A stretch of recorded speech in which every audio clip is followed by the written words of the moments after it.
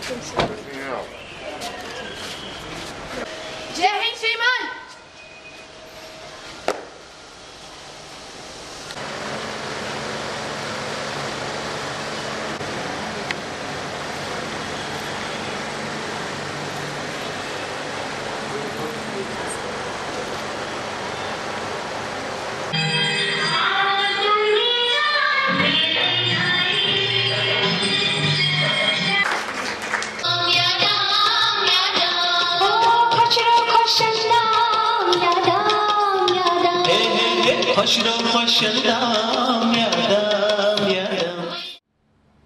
ये मेरे लिए प्रसन्नता का विषय है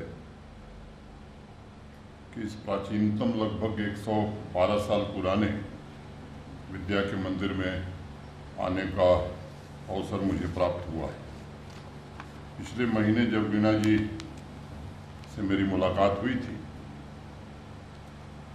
तब मैंने उनसे कहा था कि मैं आपके विद्यालय जरूर आऊँगा और इस कारण मैं उपस्थित हूँ। अभी जिक्र किया उन्होंने और निमंत्रण पत्र में भी मैंने देखा कि स्कूल का जो लोगो है उसमें ईशावास्य उपनिषद का एक श्लोक है, उसमें के 3 शब्द लिए गए, विद्यामृतम अश्नुते, यानी विद्या से एजुकेशन द्वारा अमृत प्राप्त कर लेना। लेकिन अगर पूरे श्लोक के अर्थ में जाएंगे तो उपनिषद जो बात कहता है कि जो विद्या और अविद्या दोनों को जान लेता है वह अविद्या से के विद्या से अमरत्व को पार करता है। ये बात थोड़ी गूढ़ है। स्टूडेंट्स, पेरेंट्स तथा टीचर्स, मैं समझता हूँ ये सभी को ही समझना होगा कि अविद्या का मतलब अज्ञान, इग्नोरेंस ये नहीं होता है। अविद्या का अर्थ है भौतिक ज्ञान यानी साइंस। वहीं दूसरी तरफ विद्या का असली अर्थ वो आत्मज्ञान है। शिक्षा को हमारे शास्त्र, हमारी परंपरा में ट्रांसफॉर्मेशन का सबसे बड़ा टूल माना गया है। ऐसी शिक्षा जो आपको रूपांतरित कर दे, ट्रांसफॉर्म कर दे, एक नया जीवन प्रदान करे, पूरी तरह से बदल दे आपको। भौतिक ज्ञान तथा आत्मज्ञान का सही बैलेंस ये मैं समझता हूँ कि कैसे हम स्थापित कर सकते हैं अपने एजुकेशन सिस्टम में, ये एक विचारणीय प्रश्न है। और मुझे लगता है कि स्कूलिंग का मतलब सिर्फ ज्ञान अर्जित करना नहीं होता। नैतिक मूल्यों को भी बच्चे समझ सकें और अपने आचरण में उतार सकें, इस पर अब बल देने की ज़्यादा आवश्यकता महसूस हो रही है। अगर स्कूलिंग से बच्चों का ट्रांसफॉर्मेशन नहीं हुआ, उसके जीवन में महज कुछ जानकारियां जोड़ी गई, तो लगता है कि ज्ञान उसे कहा नहीं जा सकता है। ज्ञान वह है जो बच्चों के व्यक्तित्व को बदल सकता है। अगर मैं ललदेत के शब्दों में कहूँ तो पयूष हुई न तीरथ कान, एक बड़ा मशहूर वाक्य है उनका। उस ज्ञान से बढ़कर कोई दूसरा तीर्थ नहीं है और उसी ज्ञान की दीक्षा के लिए बच्चियों की यह पाठशाला 1910 में देवकी देवी जी ने शुरू की थी।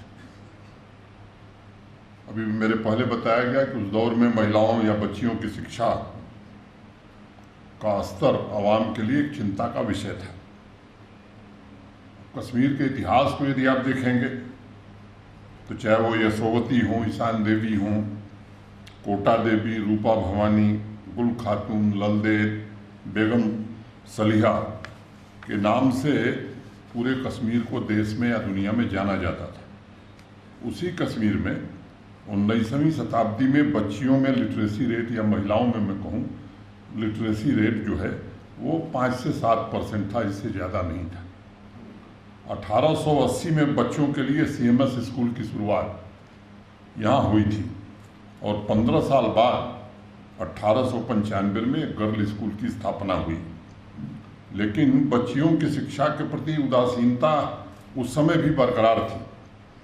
ऐसे समय में देवकी देवी जी ने, मैं मानता हूं कि एक अत्यंत साहसिक कदम उठाया और इस कन्या पाठशाला के माध्यम से स्त्री और पुरुष असमानता को दूर करने का एक बहुत ही सुंदर प्रयास उन्होंने प्रारंभ किया। मैं देवकी जी, उनकी अन्य पीढ़ियों तथा वीणा जी को साधुवाद देता हूं, जिन्होंने नारी शक्ति की महत्ता को समझकर एक सामाजिक कार्यों में एक सुयोग्य स्थान इसको दिया है। नई पीढ़ी को ये जानना बड़ा आवश्यक है कि राष्ट्र पुनर्निर्माण के अनेक क्षेत्रों में, देश में भी और जम्मू कश्मीर में भी महिलाओं ने बहुत योगदान किया है। अगर मैं कबायली आक्रमण की बात करूं, जो हमारे पड़ोसी ने किया था, और मैं तो उसे कबायली आक्रमण नहीं मानता हूं, शुद्ध रूप से वो पाकिस्तान का एक हमला था, तो उस समय भी आप देखेंगे तो यहाँ की नारी शक्ति ने जिस साहस का, जिस चातुर्य का प्रदर्शन किया था, सृजन के रास्ते पर चल करके उन्होंने आवाम को इकट्ठा करने में मदद की। और मैं मानता हूं कि उनकी भूमिका उस जमाने में बड़ी महत्वपूर्ण थी। महिला सशक्तिकरण और महिला शिक्षा के अग्रदूत, आप में से कुछ लोग जरूर नाम जानते होंगे, मैं उसी विश्वविद्यालय में पढ़ा हूँ, महामना पंडित मदन मोहन मालवीय जी। हिंदू विश्वविद्यालय की स्थापना की उन्होंने। किसी भी स्वरूप में पुरुषों से कम नहीं हैं स्त्रियां, उनका भी उतना ही आदर होना चाहिए जितना पुरुषों का होता है। लेकिन आज़ादी के बाद के वर्षों में प्रशासनिक कानूनों तथा जम्मू कश्मीर को राष्ट्र की मुख्य धारा से कैसे दूर रखा जाए, महिलाओं को न सिर्फ उनके अधिकारों से वंचित रखा गया, बल्कि स्कूली शिक्षा को लेकर के भी एक उदासीनता का वातावरण यहाँ बना हुआ था। अब राइट टू एजुकेशन पूरे देश में लागू था। देश की संसद ने वो कानून बनाया था।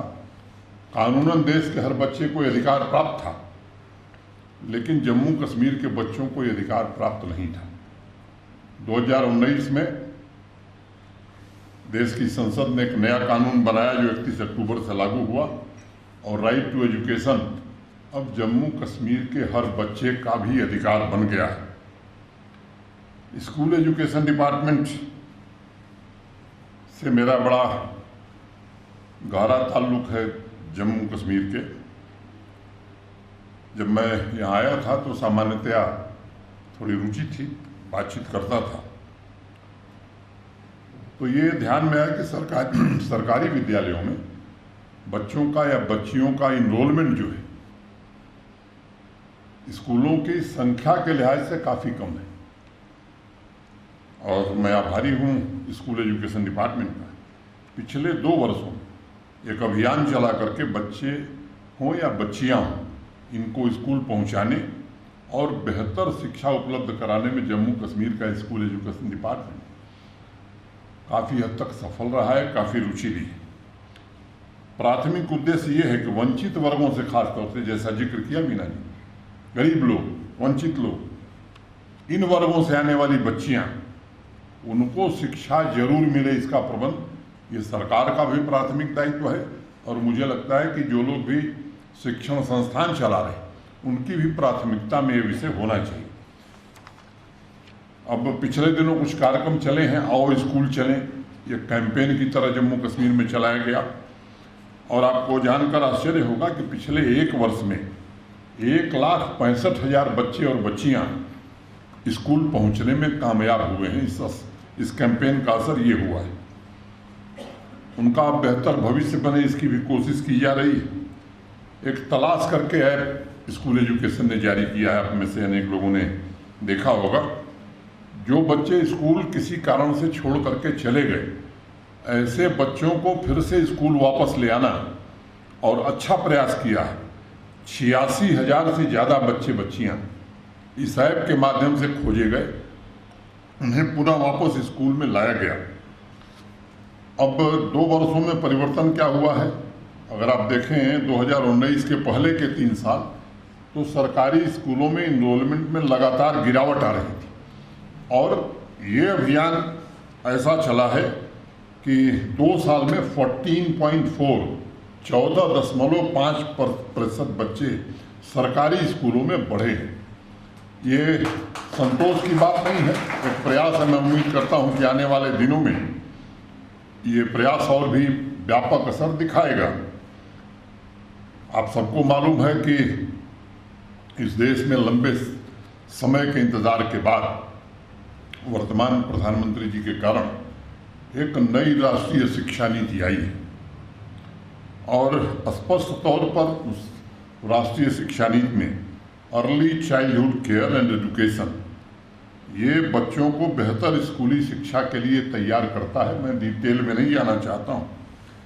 अब इस क्षेत्र में भी कोरोना काल की 2 साल की बाधाओं के बावजूद जम्मू कश्मीर स्कूल एजुकेशन ने अच्छी प्रगति की है और 1,24,000 बच्चे और बच्चियां अर्ली चाइल्ड केयर एजुकेशन के लिए इनरोल किए गए। 2000 किंडर गार्डन्स स्कूल एजुकेशन ने स्थापित किया है। 12,000 टीचर्स को ट्रेन करने का काम किया है और 5 लाख से ज़्यादा स्कूली बच्चों को नए लर्निंग मटेरियल, जिसका जिक्र अभी मेरे पहले किया गया, उपलब्ध कराए गए। उनकी सीखने की क्षमता में कैसे वृद्धि हो, इसका भी प्रयास किया जा रहा है। 1588 कंप्यूटर लैब और 1588 computer labs and 1420 vocational training lab स्थापित किए जा चुके हैं। बच्चियों के 28 हॉस्टल रेजिडेंशियल पिछले 2 साल में बने हैं। मैं जानता हूं कि ये पर्याप्त नहीं है, लेकिन कोशिश हम कर रहे हैं कि खासतौर से बच्चियां जो दूर दराज के इलाके में रहती हैं वो अच्छे हॉस्टल में रह करके पढ़ सकें।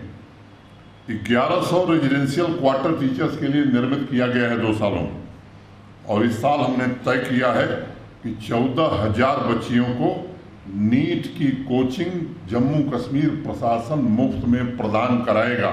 इसकी भी व्यवस्था हम सबने की है।